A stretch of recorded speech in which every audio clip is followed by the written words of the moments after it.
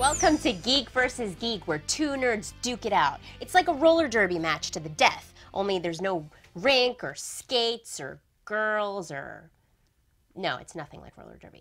We're here in the beautiful state-of-the-art eHow Tech Center, aka Dave's basement. Let's meet our contenders. Dave Johnson is editorial director of eHow Tech and the author of 3 dozen books. Rick Broida writes for PC World, Wired, and CNET, and is the author of the new book, The Cheapskate Rules. Together, these guys are eHow Tech's Geek versus Geek. Let's do this. It's time for our segment, Worth It? And today we're talking about Bluetooth locator gadgets, which are little doodads that you can stick on your valuables and find them with your phone. Are any of these things worth it? Rick, what do you think? In concept, definitely. It's kind of a neat product category. The one I'm holding right here is called the Stick and Find, which made a big splash at last year's CES. It can adhere to the back of like your key fob or your cat or anything else that routinely goes missing. And then you use an app on your smartphone to track its location. In practice, not so great. It's interesting. You mentioned sticking this on your keys, on your cat, obviously. You could also put it on the remote control for your TV. And nothing else. As a class of products, I think that they are still a little immature. They're still evolving. Like, the accuracy isn't great. So I'll be looking at it on the phone, and it'll jump all over the place, which means that it's quantum tunneling around my house, or it's just not that accurate, one or the other. The pricing is also a little steep at the moment. For these in particular, it's $50 for 2 of them. If it was maybe $10, something like that, and it worked more reliably, then I think we've got something. So maybe only worth it if you are a chronic loser of your keys or something like that. Or a chronic loser. Oh, ouch. Kapow! See, I got in there faster. Zinger! Ding, ding, ding! It's time for the main event, the main fight. It's a battleground of ideas. Kind of like if a bullfighter was fighting a bull, but they couldn't decide who would wear which costume, so that's...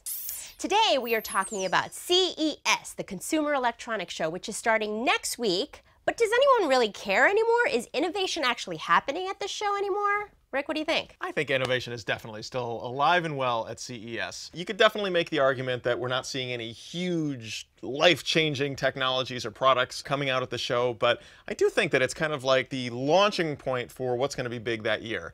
And I'll be very interested to see what the show has in store for us this year. There's nothing genuinely new or interesting or innovative anymore. It's always just one louder, one bigger, one brighter. It's filled with new cell phones. Not like dramatically new things phones can do, just phones that are a little bigger or have curved screens. No, I think where's the innovation? I think if you think back to last year's show, we saw a lot of very interesting and unique new products.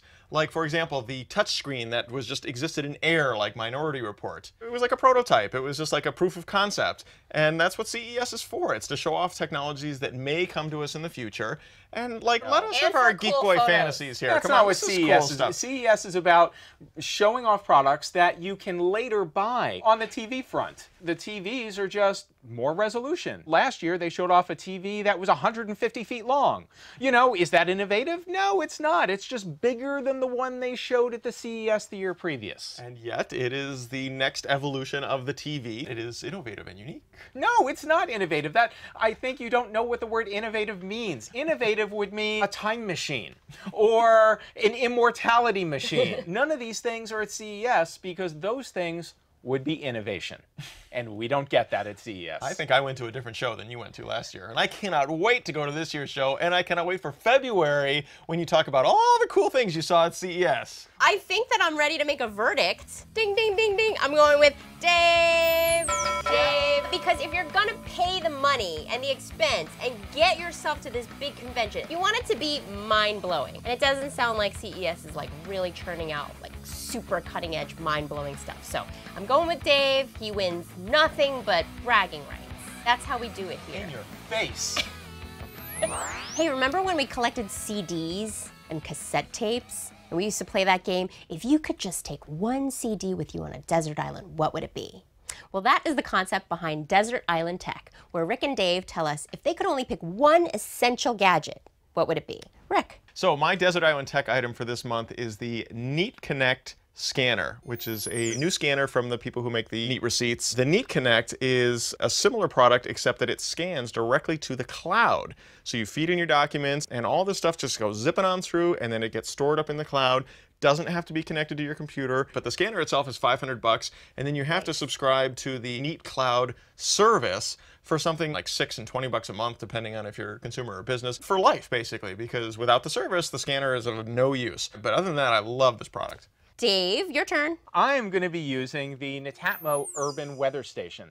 And this is a really cool little product. It costs $179, and it comes with 2 of these cylinders. This one goes outside the hut, and the other one goes inside the hut by the radio that you salvaged from the boat. Once you get it all set up, it uses your Wi-Fi in your hut to send data to your phone, your tablet, whatever device you have. It tells you the temperature inside and outside, plus all kinds of weather forecast information. It even has a CO monitor. So when I wake up in the morning and I'm trying to decide if I'm going to, go for a run around the island, at a glance, I can see what the temperature is right there. How is this better than the weather app I can get for free on a phone that I can buy for less than $179? The app that you're using is going to give you the temperature in your general area, somewhere on the island.